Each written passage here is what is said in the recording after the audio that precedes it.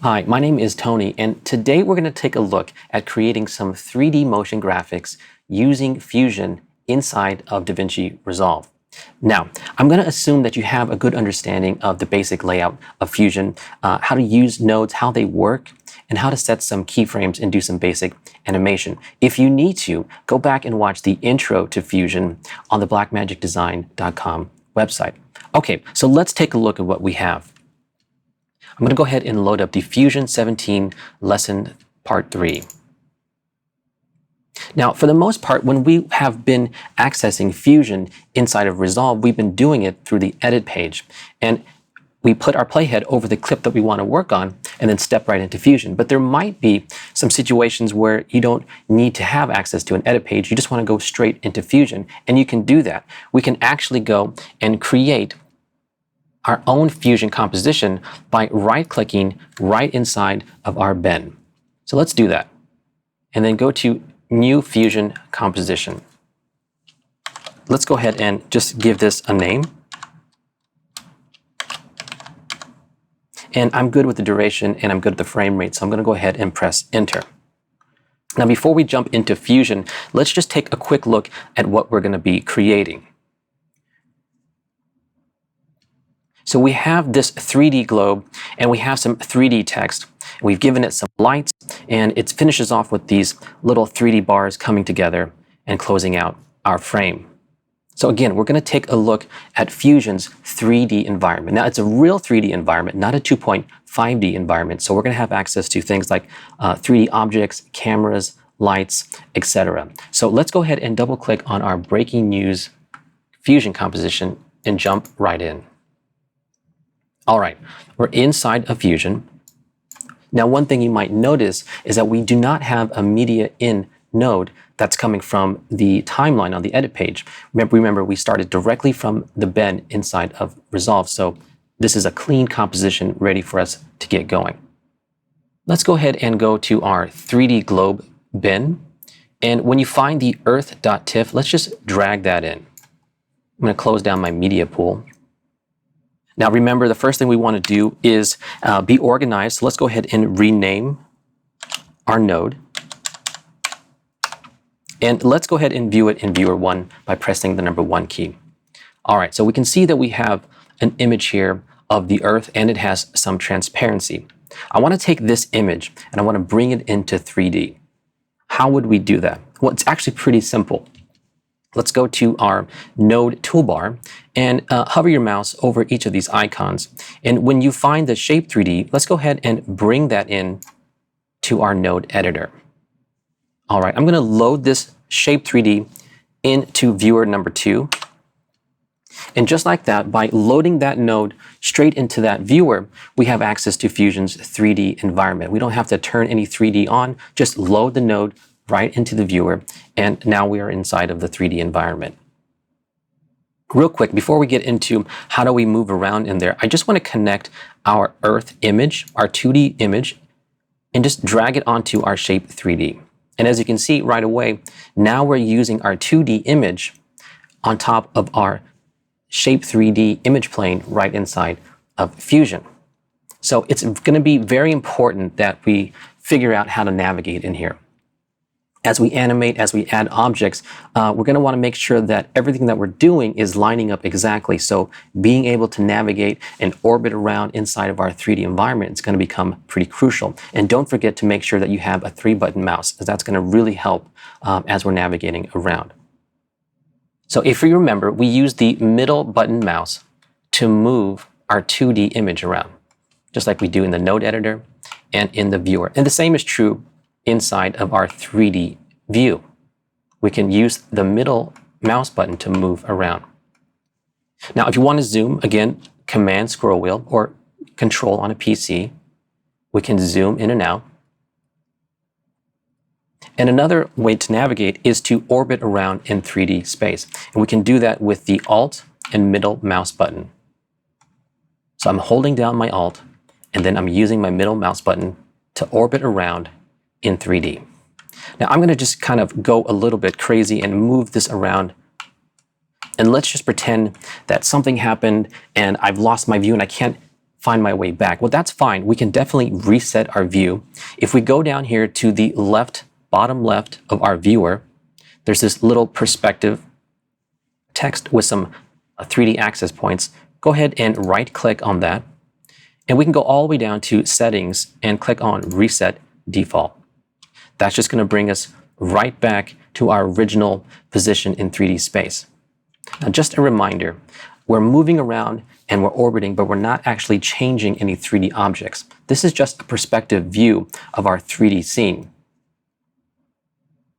You might have noticed inside of this perspective menu down here that there was other options for viewing different viewports. So we can view the front, we can view the top, and etc.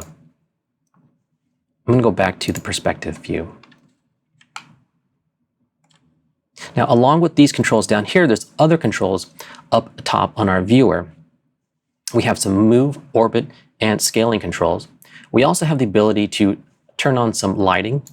If we click on this, this is just going to give us a simulated lighting. It's not going to actually add any lights to your 3D scene. But as you'll see later on, we're going to need to be able to simulate some lights just so we can tell the dimensions of our objects and make sure that we're creating them properly. So I'm going to turn that off and just go with the flat look for now. Another important button is this quad view button. So let's go ahead and press that. And now that's presented us with 4 different views right inside of our single viewer. And we can see our top, front, right, and perspective. And we're going to need this, again, as we're creating and adding a lot of objects in 3D space. We're going to want to make sure that everything that we bring in is going to be in exactly the same place that we want it to be. So let's take a look. We want to take our 2D image and we want to wrap it around a sphere so it looks more like a globe. And I'm going to make sure that I have my Shape 3D node selected. In the inspector, under Shape, let's just change that from plane to sphere. And right away we can see that it's now a sphere. I just want to do a couple of changes real quick. I'm going to bring down the size, something like right around there. I think that should work. And I also want to bring up the subdivisions, the base and the height. That's just going to make sure that our surfaces are going to be nice and smooth around our sphere. Let me just zoom in. Again, Command or Control using my scroll wheel. Great. So now that we have our globe, I want to give it a little bit more of a hard surface. So I'm going to add a core to it. So let's just duplicate our Shape 3D node. Command C or Control C on a PC. I'm going to deselect and then just Command V to paste or Control V to paste. Again, we want to make sure that we're staying organized. So I'm going to start to label these for us. Shape 3D F2, and let's name this Earth Sphere. And the one that we just pasted, let's go ahead and rename that one to Core. Okay, now if we remember coming from the 2D side of our compositing, when we want to composite 2 elements together, we use the merge node, foreground over background. And it's a similar process inside of 3D, except for that the merge 3D, you can add as many different elements or objects as you want to each merge 3D. And it essentially becomes its own 3D environment, if you will. So let's go ahead and add a merge 3D. I'm going to bring it from our node toolbar and bring it right into my node editor. And now I'm just going to connect each of these together. Okay, we've connected our scene, but we're not seeing anything. And that's because we have to remember that we're viewing the proper node in the viewer. So with my Merge 3D node selected, I'm going to press 1 to view it in Viewer 1, and I'm going to press 2 to view it in Viewer 2. Because our viewers are independent, we can load the same node in both viewers at the same time. We have our core. I'm going to select that and let's make some changes to make it look a little bit better. Let's decrease its radius. And let's go over to its Materials tab and change the color to like a dark blue, something right around there. Maybe a little darker. Okay, I'm going to go to the specular values and I'm just going to bring down its intensity. All right, not bad. This is pretty cool. So let's go ahead and select our Earth sphere and make sure that our playhead is at the beginning of our comp. And let's go over to the transform controls of our Earth sphere. And what I would want to do is I want to animate the Y rotation. So first let me put it into position. I'm going to adjust this, bring it down. And I'm just going to find my starting point. I think that's good right about there. I'm going to set a keyframe using the white diamond check mark. It's changed orange, so now I know there's a keyframe set on that frame. I'm going to go to the end of our comp, and I'm just going to use this slider and move our globe like that. Okay, let's play this back. Perfect. We have our 3D globe now rotating across the whole length of our clip. It'd be really cool if we could maybe add some streaks orbiting around our globe. So to do that, I'm going to bring in another material. Let's go back to our media pool and find the streaks.psd, and let's just click and drag and bring that right in. I'm going to close my media pool. One thing you might notice is that we can bring Photoshop files directly into our node editor. And if you want, in the inspector, you can come over to the layer tab here and select any specific layer you want inside of that document. Now, for our purposes, we're fine using the merged view. So we're going to stick with that. I'm going to stop playback and I'm going to load our streaks into viewer 1. So I want to take our streaks, and like we did with the Earth, I want to wrap it around our sphere, our globe. So I'm going to select our core. I'm going to copy it. I'm going to click in the node editor to deselect and paste. Again, let's quickly rename this.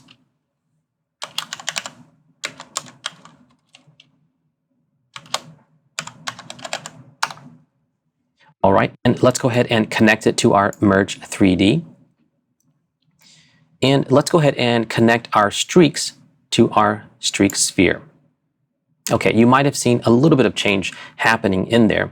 And on the viewer on the left, viewer number 1, we see our streaks are yellow. And on the viewer on the right, they look pretty dark. So just remember that since we copied and pasted our core, that it has that material of blue. So let's go back and reset that to white. And when we do, now we can see that this sphere is using the image values from our 2D image. Let's just change the size of this. Go back to the Controls tab, and under the radius, let's just bring it up a little bit. Well, that's a little too much. There we go. Right there should be fine. Okay, next thing, it would be nice if our streaks were orbiting or rotating around our sphere, and we can do that a couple different ways. The way that I want to do that and show you is using the 2D side of animation. So we're going to go ahead and animate our streaks in 2D and then let that dynamically flow into our 3D object. So let's go ahead and move our streaks back a little bit. If you remember, we can bring up tools and add nodes by using Shift Spacebar. That's going to bring up our Select Tool dialog box. And I'm just going to type in Transform. All right, in my viewer, I'm just going to bring this down a little bit. Make sure that you're looking at the transform node in viewer 1. And ideally, we want to animate the position of our streaks. And by doing that, it will start to rotate around our sphere. So I'm just going to move this all the way over, right till it's out of sight. And then with my playhead at the beginning of our comp, let's go over to our inspector and click on the white diamond next to the center parameter, setting ourselves a keyframe. And then let's go to the end of our comp and then just move our streaks right back into frame. And if we play that, we can look in our quad view and see how it's being animated around the globe. So not bad. I think that's pretty good. It kind of starts out of the middle of nowhere, and there's a side of the globe that's just pretty much empty. So what we can do is, still with our Transform 1 node selected, we come over here in the inspector and you see this edges parameter. Just change it from canvas to wrap. And now that's going to give ourselves a wrapping effect, which has our streaks all the way around our globe. That's pretty cool. All right, let me just adjust my UI real quick. Besides renaming our nodes, we want to make sure that we're staying organized inside of our node editor and organizing our nodes in a way that makes sense so we can quickly visually see each section of our node tree. So I'm just going to take my Earth and my streaks, drag them out here. I'm going to select all the nodes that have to deal with building our 3D globe. And I'm going to shift spacebar to bring up our select tool dialog box and type in underlay. I'm going to deselect it and then option click F2 to name it. Let's call this globe. And then right click and let's change its color to purple. That way we have all of our nodes associated with our globe contained together. Okay, let's do the same thing for our Earth and streaks. Essentially, these are our materials for our 3D objects, so we want to group these in the same manner. Shift spacebar, type in underlay, hit enter, deselect, option click F2 to name it, and let's type this materials. And then I'm going to right click and change its color as well to navy. Okay, as you saw in the demonstration earlier, we had some text that was kind of flying around our globe. So the next thing we want to do is add some 3D text and then give it some animation. Now, we could just add the 3D text directly to this Merge 3D and essentially build all of our elements out of one Merge 3D, but it might get a little cumbersome. So it'd be ideal if we could just create another Merge 3D and then connect them together. That way we can work on one separately, but yet still have the outcome of everything put together in one. So let's go ahead and do that. I'm going to add another Merge 3D, again from my toolbar, bring it right in, take the output of our merge from our globe and connect it to our new Merge 3D. Let's view this in each of our viewers. So press 1 and press 2. Now let's go ahead and find our 3D text again in our node toolbar and just click and drag it right in and connect it to our new Merge 3D. Okay, let's go ahead in the text field box in the inspector and type in our text. Breaking news. As we're typing, we can see it appear in each of our views. Again, having that quad view is great because now we can dial in exactly where it needs to be. So let's change a couple parameters. Let's change the line spacing. And let's go ahead and change our font from bold to extra bold italic. Next, we need to change down the size. So let's bring it down. Again, I'm watching in each of the viewers, seeing its size ratio to our globe. Using our quad view, I'm going to go ahead and grab this layers access points by just grabbing this blue z-axis point, and now you can see I'm just moving our text forward in 3D space. And then I'm going to grab this green axis point, and that is our y-axis control. I'm just going to move that up and down right about there. That's pretty good. Okay, I'm going to select my 3D text node and view that in viewer 1. And let's just put this in a better position, zoom in a little bit, because now we're ready to do some 3D extrusion. In the inspector, if you go down to the bottom of the screen, you'll see this little extrusion panel. Just go ahead and open that. And now let's just drag our extrusion depth out a little bit. Okay, so if you remember earlier, we were talking about that lighting button up here at the top of our viewer and that we were in a flat view.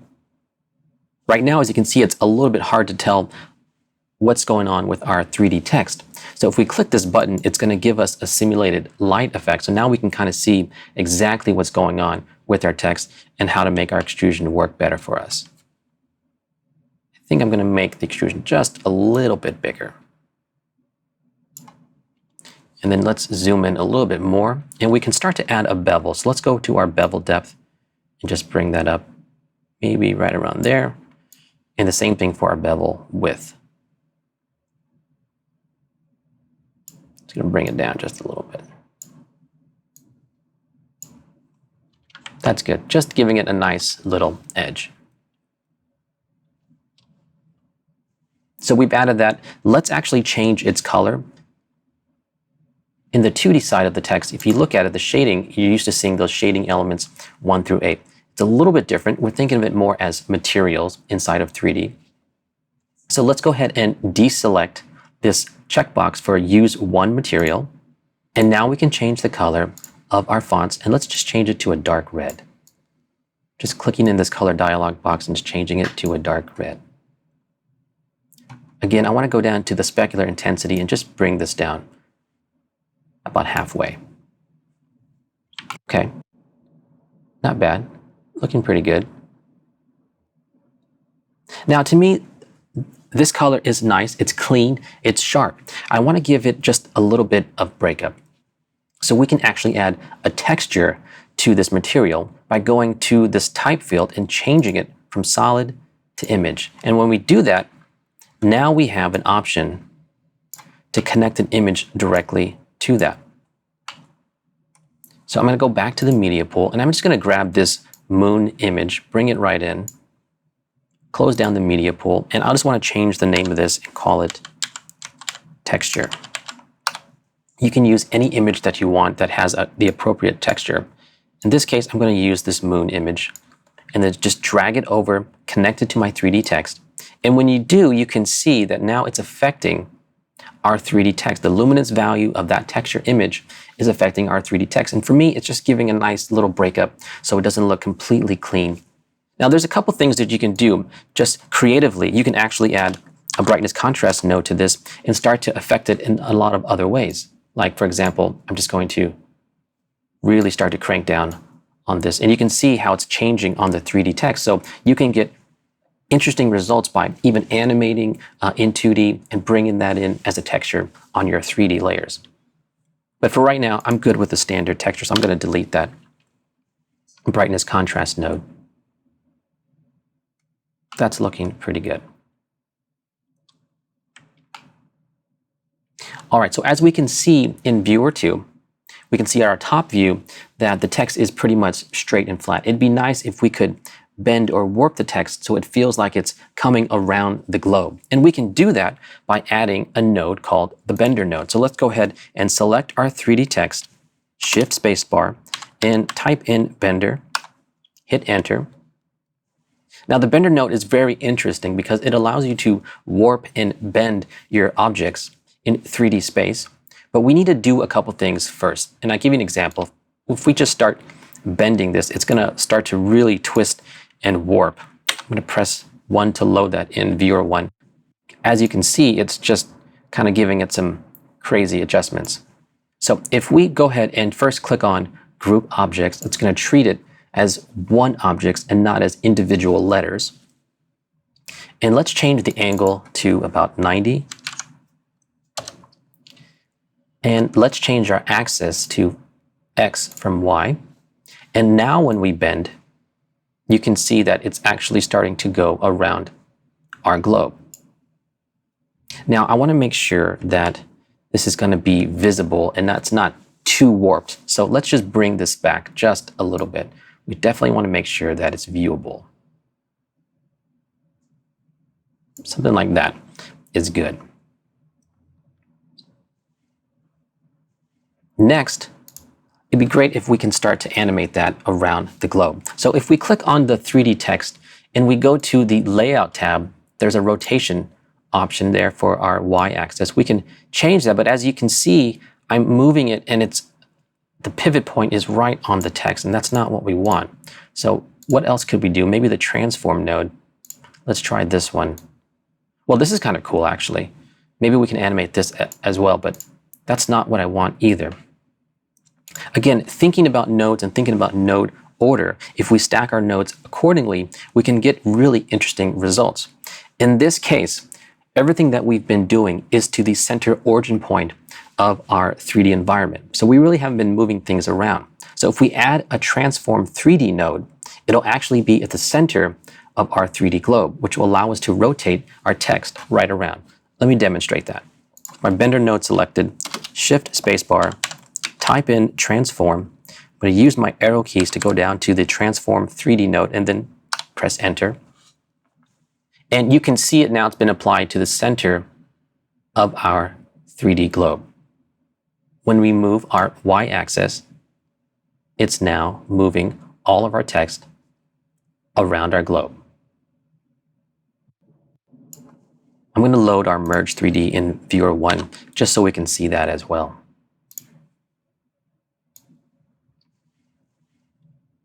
So let me move this into position. I think I want it to start right around here. Make sure our playhead is at the beginning of our comp. And let's set a keyframe for our Y rotation on our Transform 3D node. And then let's go to about frame 20 and let's move our Y rotation somewhere right around here. I'm clicking in the text dialog box to get a little bit finer control. That way my movements are a little bit smoother. Okay, so that's where I want it to land. It's coming from around the globe and I want it to land here at frame 20. Let's go to the end of our comp and then let's continue dragging this over till it's right about there. Again, it's important that even though we're animating, we want to be able to see it so we can read it. But just giving us a little bit of movement to keep things in action. All right, let's play this back. Okay. It's looking pretty good. Now, I remember that 3D text that we did earlier that we saw the rotation of the letters. I kind of like that. Let's go back to our 3D text real quick. And let's go to our hero frame of frame 20. We're in the transform.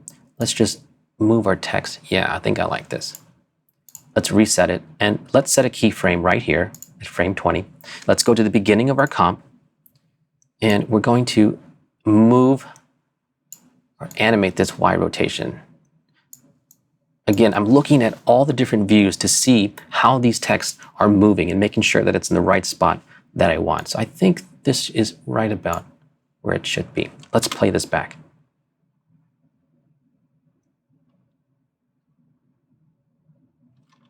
Okay, the playback is pretty long, so I'm going to adjust my auto render range so we can focus just on the area that we want to. So holding down the command key, clicking and dragging inside of our time ruler, now we've just isolated our playback just to this moment. Okay, this is looking pretty good. Now it would be great if we could add a 3D camera to this so we can complete our motion coming from out of the globe and revealing everything at once. So let's do that right now. I'm just going to move my node editor around. Again, come up to the node toolbar, just bring in a camera 3D and connect it to our Merge 3D. If you've seen here, now once we connected that camera, it pops up at the center point of our 3D environment. So I'm going to grab its Z-axis arrow point and just move this back. So as I'm moving the camera, as you can see, we can't really tell what it's seeing. So it would be nice if we could see the view of the camera so we know how far back we need to move it. And we can do that if you come back here to our viewer number 1, down here at the bottom right, there's our perspective view. Let's right click on that. And because we have a camera added, we can now just click directly on our 3D camera. And when we do so, now we're seeing exactly what the camera sees. So when we move it, we can know exactly what we're looking at. Let me just zoom out of this view. And I'm going to move this camera back right about here. Yeah, I think that's a good spot.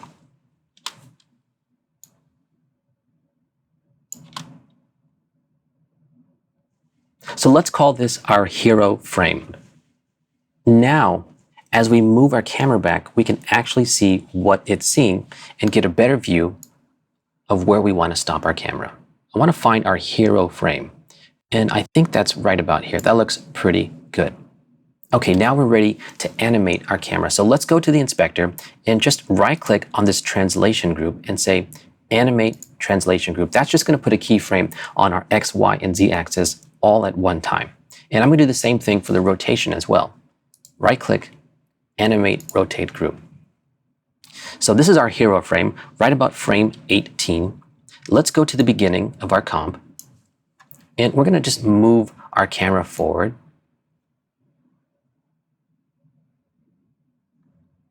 Just like that. And let's bring it down just a little bit. And then let's animate its x-axis right around there. And let's also give it a little rotation on the z-axis. And then let's just change our X position and zoom in a little bit more. Somewhere right around here. And let's see what that does. Okay. That's working. Now let's finish this off by going to the end of our comp and adding a slow little pullback on our camera. So clicking to the end of our comp.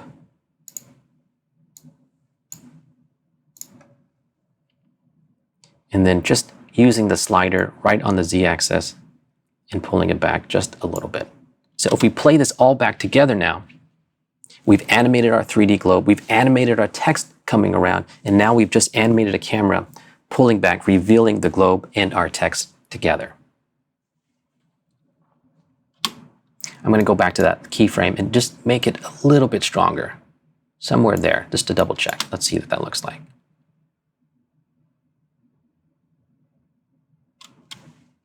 Pretty cool. The next thing I want to do to finish this off, just as we reveal our breaking news, I want to have a wall come in and transition us to our next art card. So let's add another text 3D node connected to our merge 3D. And in the inspector, click on the / about 6 times. All right, so we've added this to our view. Let's go ahead and bring it forward. I'm going to zoom out, Command middle mouse button, and then Option middle mouse button to orbit. I'm going to bring this right around here. Again, using all of my viewports to see and move my 3D objects as needed. Bring this forward right about here. And let's scrub our timeline just to see how this is going to look. Yeah, I think this is going to work.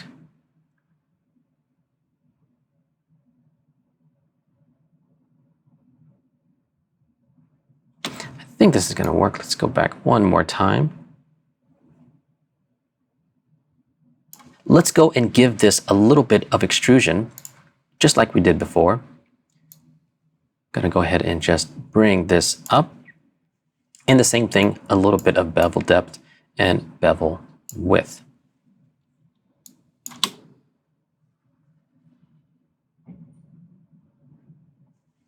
That's working pretty good. The next thing we want to do is we want this to collapse and close down as if it's a wall shutting down. Let's find a spot we can start our animation. I think right in here around frame 70. And let's put a keyframe on our tracking. So add a keyframe, move forward about 20 frames or so, and then let's just bring down our tracking right until everything closes up. And then let's play that back. There we go. I think that's working. Lastly, I just want to change the color of this to red. So let's go to our shading tab and then just bring this down to a dark red as well. Okay.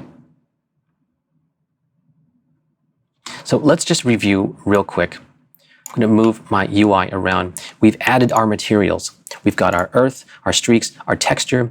Now we've brought that into 3D and connected it or mapped it onto some sphere objects, creating a globe. And we've organized it and used an underlay to group that together. Next, we've gone to another Merge 3D and we've added our text, given it some animation, and also warped it as a 3D object and animated our camera as well. So I'm just going to go ahead and do the same thing real quick while we're here and give this an underlay just so we stay organized. Option click F2 to rename text 3D. And one last thing, I just want to go over here and select our camera 3D. I'm going to right click on there and go to show tile picture. And that's just an organizational feature for myself. So that way, as I'm moving and navigating across the node tree, I can quickly see and know which node is my camera, as I'm going to want to use it a lot. I think now we should open up the spline editor and start to look at our keyframes and make sure that all of our movements are nice and smooth. And the spline editor is a great way to start doing that. So I've got the spline editor open. Again, this panel on the left is going to show me all of our adjustments, all of our nodes that have keyframes. And then on the right is our graph view. Now, there's a lot of keyframes that we've been setting, so I'm just going to help focus our attention by going to the top right of our spline editor and clicking on this menu and selecting Show Only Selected Tool. That just lets us select a node and just see those parameters in the spline editor for us. Let's start with our 3D text. I'm going to select the 3D text and then load it in Viewer 1.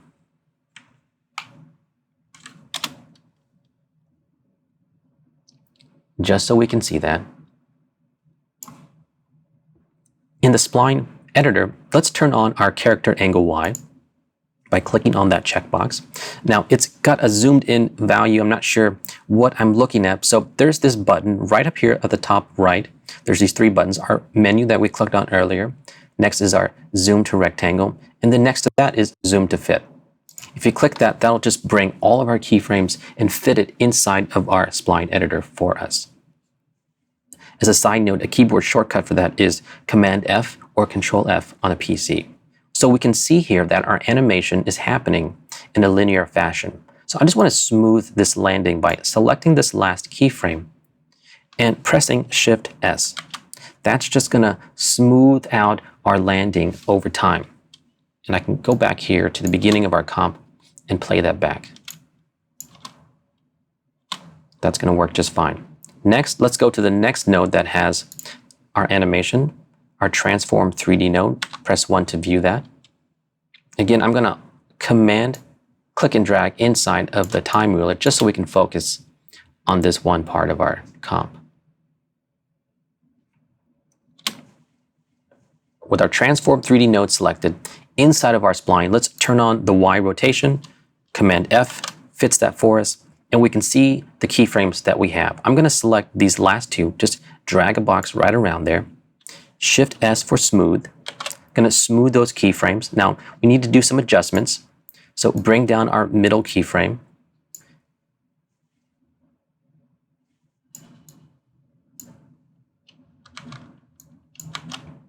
Just adjust its tangents so it's nice and smooth. And let's see what that looks like. So before, it was animating in and kind of having a hard stop and then continuing. And now it's animating in, but continuing in a nice, smooth fashion.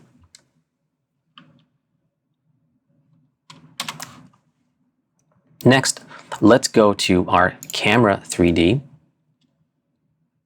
And I'm going to select our Merge 3D and press number 1 to view that. Remember, we have our viewport is set to our camera 3D. So don't forget that we're not in perspective mode. If we were to make any changes using our navigation tool, it would actually be changing the animation of our camera. So we're viewing the camera 3D, but don't use any type of navigational features just yet in that viewport. So as we play, we're coming back. We've got a kind of a hard landing. So we want to smooth that landing of the camera so it's nice and easy. Select our camera 3D. And let's go ahead and turn on the Z offset inside of the spline editor. We're in the spline editor, Command F or Control F zooms our keyframes so we can see them all. And it's the same process. Select the keyframe, Shift S, select this final keyframe and Shift S as well. And let's just adjust this, making it nice and smooth.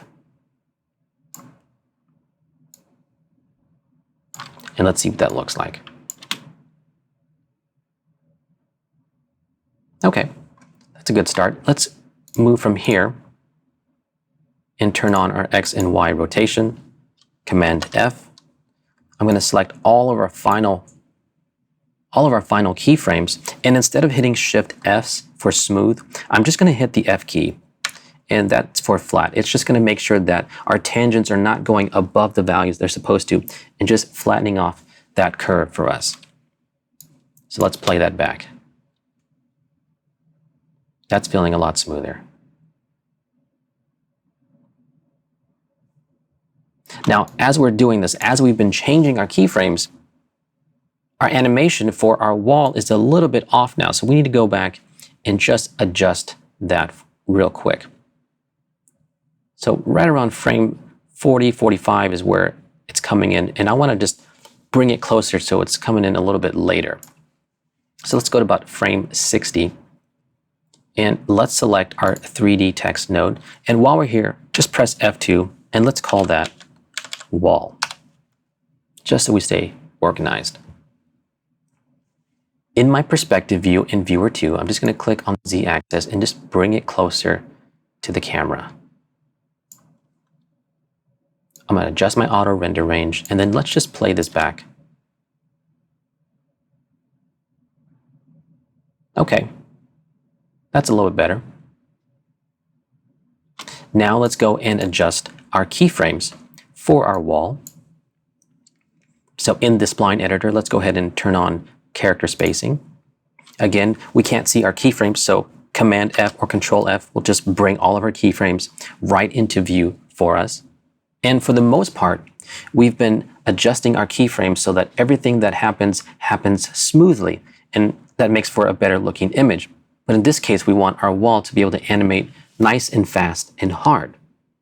So we're going to change how we approach our keyframes. Select our first keyframe and let's press F. And let's take our last keyframe and adjust the tangent just so it slams into place. And I'm going to adjust my auto render range. There we go. So the animation starts off slow and then comes to a quick close.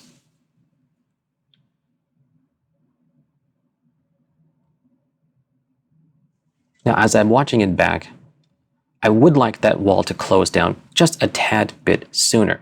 So what we can do, we fit our keyframes in. Let's just draw a bounding box around them, select them. I'm going to change the size of our spline editor a little bit. And you notice here at the bottom of our spline editor, there's this little drop-down menu called Time. If you click on it, let's go to the T offset. I just want to adjust the framing of our keyframes. So I'm going to double click in there and just type in -10. I just want to move these keyframes back in time, just about 10 frames.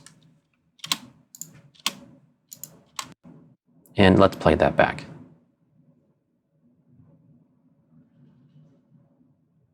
Maybe even move that back a little bit more. So make sure my keyframes are selected, switch to time offset, and let's go back -5.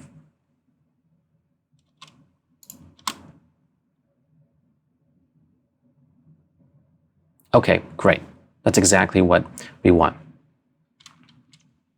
So again, using the spline editor to really finesse your keyframes to make sure that everything is animating over time in a smooth fashion or an opposite, in a hard fashion, coming down very quickly. So definitely take a look at the spline editor when you have a chance. Now, this whole time we've been working inside of Fusion's 3D environment, we're not actually in 2D. So we need to bring all of our 3D animation and effects and bring it into 2D so we can add some look effects and finish off our composite. But we can't just connect any of these 3D nodes to a 2D node. We actually have to render it out into a 2D image. So to do that, we're going to add a render node. So let's go ahead and do that. I'm just going to move my node editor around, move my media out node over to the side. And again, in the toolbar, just click and drag your render node into your node editor. Now, the last node or last scene that we have in 3D is our Merge 3D 2, which is our text and camera. So just take the output of that node and connect it to the input of our Render 3D node. And then I'm going to take the output of our Render 3D node and connect it to the input of the Media Out 1 node. Let's view the Media Out 1 in viewer number 1. And let's scrub our timeline. And so now we can see that we've rendered out our 3D and placed it into 2D. And actually, it looks kind of flat. And that's because we don't have any lights or any dimension happening. Let's get that going. Let's set that up. Select the Render 3D node. Now, inside the Render 3D node, there's a lot of different options that you can choose to create depth of field effects, turn on lighting effects, change the different types of renderers that you want to use, or even turn on and show different types of outputs for your Render 3D. For our purposes right now, we're just going to change the render type from software to OpenGL. And we're going to enable our lighting. So right away in Viewer 1, you can see that when we enabled lighting, everything went dark. That's because we're saying that we want to use lights, but we have no lights in our 3D scene. So now let's go back, let's add some 3D lights and bring this animation to life. I'm just going to move my Render 3D and Media Out node over to the right just a little bit. And again, I want to be able to add my 3D lights, but have the option to have control in the node editor. So let's add a new Merge 3D. Just bring it right into our 3D pipeline. And I'm going to go ahead and press 2 to load that into Viewer 2. Now, up to this point, we've been adding nodes and adding tools, going to the effects library, going to the node toolbar, and even using the keyboard shortcut Shift Spacebar. But one of the cool things about Fusion is that you can actually customize your node toolbar as you see fit. So let's go ahead and do that real quick, just so we can get our 3D scene ready. Now, if you right-click up in any of the area of the node toolbar, you can go over to Customize and say Create Toolbar.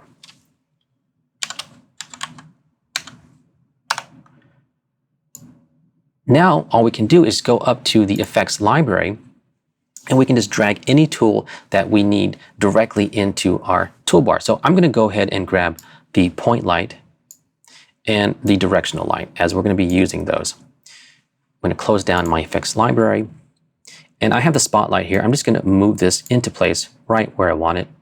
And then in between the render node and the spotlight node, I'm just going to right-click there and say Customize Add Divider. So this is a really great way to customize your toolbar based on the different types of workflows that you might need, and then recall them as needed. The first thing I'm going to do is add our point light. So I'm going to bring that right into our node editor, connect it to our Merge 3D, and you can see the effects happening already. Let's make some adjustments to it. First of all, I'm going to rename this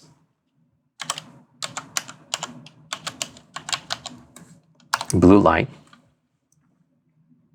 And in the inspector, let's go ahead and change its color. Give it a blue color. And let's change its decay type to linear. And we can bring down its intensity a little bit. So now this really comes down to using our viewers to dial in the position of our lights as needed. So we're going to find a good spot where these lights should go. I think something right around here might just work. I'm trying to find a good little spot, a good angle where it catches as many of the different bevels as it can.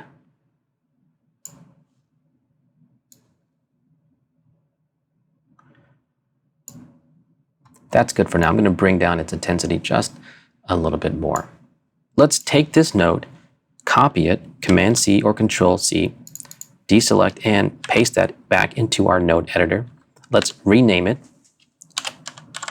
Yellow Light, and let's attach it to our Merge 3D.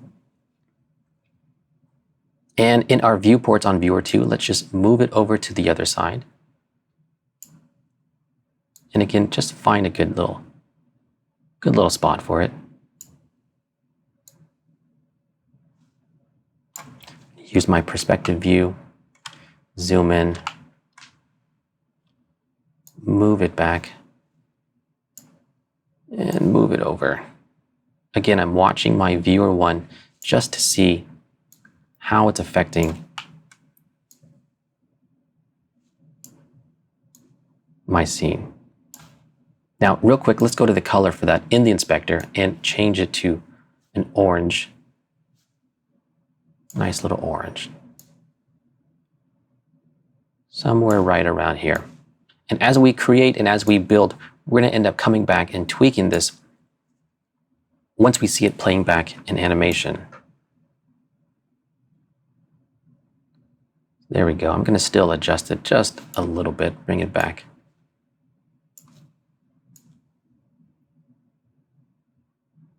That's kind of cool right there. Okay, perfect. So we've got our two side lights. Let's go ahead and add a different type of light, and that is our directional light. Bring it right in, connect it to our Merge 3D, and I'm going to rename this and call it Top Light. And in the inspector, let's go ahead and just rotate on the x-axis until it's right above. Again, just finding a good flavor that works. All right, in the controls panel, I'm just going to bring down its intensity just a little bit. And let's do the same thing. I'm going to copy this light, deselect and paste it, and then connect it to the Merge 3D. Now let's rename that light F2 and call it the bottom light. And in the inspector, let's go ahead and change its color to a light pink. And then in the transform parameters, let's just rotate its transform all the way down to the bottom. And as you can see, it's just starting to give a little bit of highlight to the bottom of our text.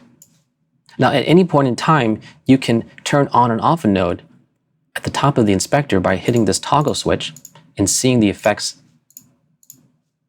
of it on and off. Or you can also just, in the node editor, command select any amount of nodes you want and hit Command P or Control P on a PC and just turn on and off those nodes. So it's a great way to toggle on and off to see the effects of those nodes. We're getting there. Let's go ahead and add a spotlight now. We want to light up the front face of our font. So I added a spotlight. I'm going to rename that Front Left. And then let's go ahead and connect that, you guessed it, right to the Merge 3D. Now the spotlight is in the center point of our 3D space, which is our globe. So I'm going to use the transform controls to bring that spotlight out. There we go. Now let's move that over to the left. Now as you see, I'm using the access points on this light directly. Now we have the spotlight. It comes down to rotating our light. And we can do that in the inspector, but you can also do that right inside of your viewer. If you look here at the top of the viewer, there's these two buttons. We have a move button and a rotate button. With my light selected, if I click that rotate button, it's going to give me different parameter controls so that I can rotate my light inside of my viewport. And that's what I want to do. I want to be able to rotate this light just like that. A quick way to do that is to use the keyboard shortcut Q for move or W for rotate. So let's just move it back. Let's go to our inspector in the controls and change its decay type to linear. Increase the penumbra angle, just softening its light effect and bringing down its intensity. Now, one thing I'm seeing is on the text 3D node, it's giving a lot of reflection. So I just want to go back to the text 3D, select it, go to the shading tab, and just bring down its specular intensity. Just like that. Okay, so we have our front light, our front left light, and I'm just going to move it again just a little bit, just to see what it's doing, lighting up the front of our text.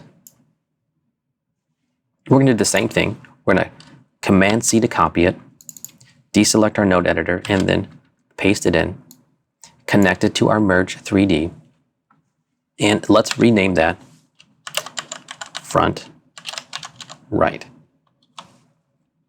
And now we need to move this light over to the other side. So I'm going to press, in my viewport, I'm going to press W and rotate this light first.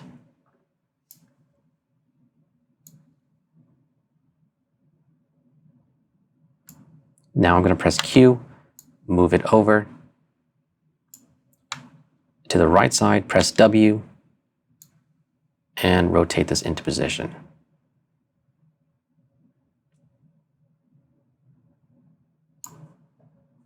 And I can toggle this on and off and see its effects. I want to bring down its intensity just a little bit. And now if we scrub our timeline, we can see that now we've started to give a little life to our animation using some lights. Just 2 more lights to add. Let's go ahead and add a backlight. We're going to use another spotlight, and let's rename that and call it backlight. And let's connect that in. Again, it's at the center point of our 3D space, which is right in the center of our 3D globe. So all we need to do is just rotate it 180 degrees. So in the rotation field, let's go ahead and just move our y-axis about 180 degrees. And then we can just change its position forward or back. And you can see that it's starting to kind of give little highlight pings on our text. So I'm just moving it and finding a good spot somewhere right there.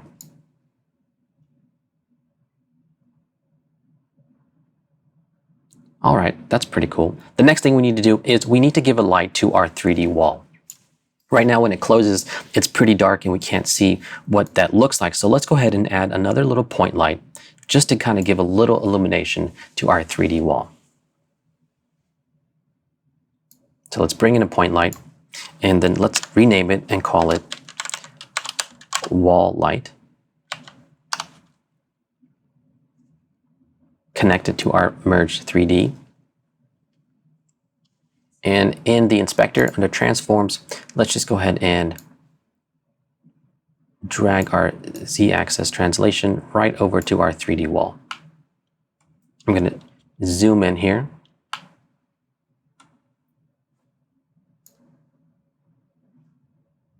And let's make a couple different changes. In the controls panel, let's go to our decay type and go to quadratic, and let's bring down the intensity. And let's change the color to a little bit of a red light. All right. Now I'm going to just bring this up, just giving it a nice little gradient. Now let's see if we scrubbed our timeline. Let's take a look. Okay, not bad. Let's go to our perspective view here.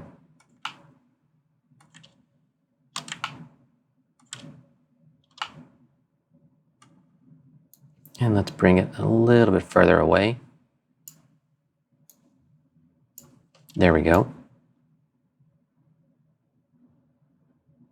So now as we're scrubbing, we're just giving a little bit of life to that 3D wall so it's not completely dark. We've added our lights. It's looking good. Let's not forget our organization and add an underlay to these lights. I'm going to deselect, option click. Let's rename this Lights 3D. And then let's give it a new color, teal. So we've added all of our 3D lights. We've completed the look for our 3D renderer. Now we need to go into the 2D realm and start to add some glows and some effects to really bring our animation together. But the first thing that you might have noticed is that our render has an alpha channel. So we need to add a background to it. So let's do that by adding a background node. I'm going to go to the toolbar and just bring in a background node. And I want to go ahead and view that in Viewer 2. Now, I really do like the background node. It's a pretty powerful node that gives you a lot of flexibility in all the different types of animation that you might be doing. For our purposes, we're going to convert this solid image into a gradient. So let's go to the background node in the inspector, let's go to our type here and change it from solid color to gradient. There's a lot of different tools for you to use to manipulate and change your gradients. We're just going to go with a simple blue gradient. In the viewer, I'm going to just use these on-screen controls to make a shape just like this. And in this gradient, this color tab here, there's these two white triangles. If you click on a triangle, now you can actually change that color. So I clicked on this triangle on the left, and I'm going to change its color to something like a blue, and just give it a nice little light blue. And the triangle on the right, I'm going to select that, and I'm going to make it a really dark blue. Now, right up here at the top of this gradient is gradient type. I'm going to switch that from linear to radial. So now we have this nice little radial background. Let's add a merge node. After our render 3D, let's connect the background to our merge. Now, in this case, as you see, we've added a background to our merge, but it's actually in the wrong order. It's actually covering up our render 3D, and that's fine. We can actually change that. So select the merge 3D, Command T, that's going to swap our inputs automatically. We don't have to disconnect and reconnect. Just Command T will swap our inputs for us, just like that. So now we can see our composite in context, and I like where that's going. That's pretty good. Maybe we can select our background node and just make another quick adjustment, selecting that triangle on the left, keeping it a little bit brighter. That's going to work just fine. I want to add another background node just because I love the background node so much. Press 2 to view that in Viewer 2, and let's change its color here to a little bit of a pink red. I want to add an ellipse mask to that. So let's go ahead and connect our ellipse mask to our background. And then let's just composite this right over our merge 1. Again, taking the output of our background node and connecting it to the output of our merge node. When we release, it's going to add a merge for us automatically. Now, this is covering up our image, and that's fine. We're going to go make some adjustments to our ellipse mask. Let's go to the soft edge and just bring this down. Change the shape just like that. And let's just move this mask somewhere down in here. Now, select the Merge 2, and let's take a look at its controls. Now, if you're familiar with using composite modes and other applications to kind of create cool, interesting lighting effects, you can do all that here inside the Merge node. But there's one tool that you might have not seen, and that's the Add Composite mode. Well, in Fusion, it's actually as a slider. It's called Alpha Gain. So if we click this slider, we can actually dial in the level of add that we want instead of just having it as a one-time feature. So I'm just going to bring this down somewhere right in here, giving it a nice little bright pop, balancing that out with the blend tool, just to give it a little bit of atmosphere. Again, it's a subtle feature, but just enough to give us a little bit of atmosphere to make this come to life. That's working nice. Let's keep going. I'm going to just give ourselves a little bit more room here. Now, real quick, select the Merge 2, Shift Spacebar, and let's go ahead and type in Glow. Hit Enter. Now, let's go over to our inspector, and under Apply Mode, let's change that to Threshold. And let's bring down the glow just a little bit. We don't want to go too crazy. Again, toggle that on and off just to see the effects that we're getting. Also, I want to focus just on my image. So I'm going to go over here to Viewer 1 and click this Single Viewer Mode. That's just going to eliminate the other viewer and allow me to just focus directly on what we're working on and see it a little bit bigger and cleaner. We've got our glow. We're toggling it on and off. I think that's going to work for us. Right away, let's add another node, Soft Glow. And let's go to the threshold, bring this down, all the way down. And let's bring the gain down too while we're at it, making just a subtle little effect. I'm going to toggle that on and off. It's just giving us a nice little highlight. Now let's go ahead and add a brightness contrast node. And we just want to clamp all this down and bring our gamma down just right around here. That looks pretty good. And I'm going to scrub through my timeline.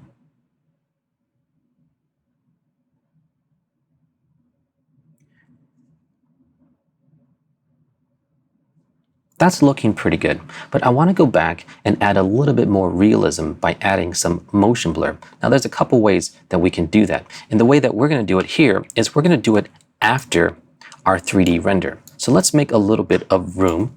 Let's select our 3D render node and shift spacebar and type in vector, and then use our arrow tools to go down to the vector motion blur. And let's add our vector motion blur.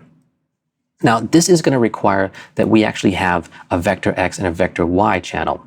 And we can turn that on inside of our render 3D node and make it available on our vector blur. So let's go ahead and do that. In the render 3D node, let's go over here to output channels and just click on the vector channel.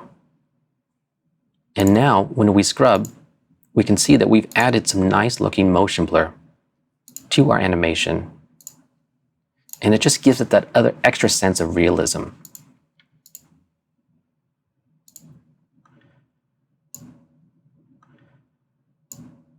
I just want to do a couple more things. And again, remind you that we have access to all the great plugins available through Resolve Effects right inside of Fusion. Resolve Effects Light, and let's add some lens reflections. Again, just little subtle things to help bring your animation to life. And this is up to you as far as how far you want to take it. But for our case, we're just going to bring this down just a little bit, just to give it a little bit of pop. I like that. That'll work just fine. And then I just want to finish this off with using some Resolve Effects texture and bringing in some film grain. And I just want to go over here to the film grain presets and adjust that to 35mm. Change this to hard light, bring up our opacity, and then change the symmetry, bring it down just a little bit, just giving us a nice little effect.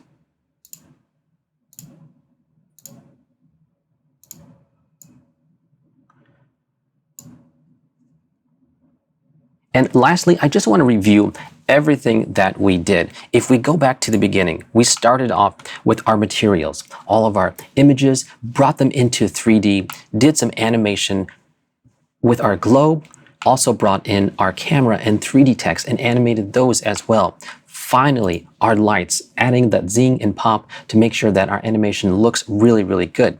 We brought that into 2D from 3D, added some really cool look effects, some glows, some film grain, using Resolve Effects as well, really to finish and polish off our look. Now let's just take a look real quick, step through our animation, and we can see how this is coming together. Really, really cool. I hope that you can see the flexibility and power that Fusion has by both having a full 3D environment as well as a 2D environment.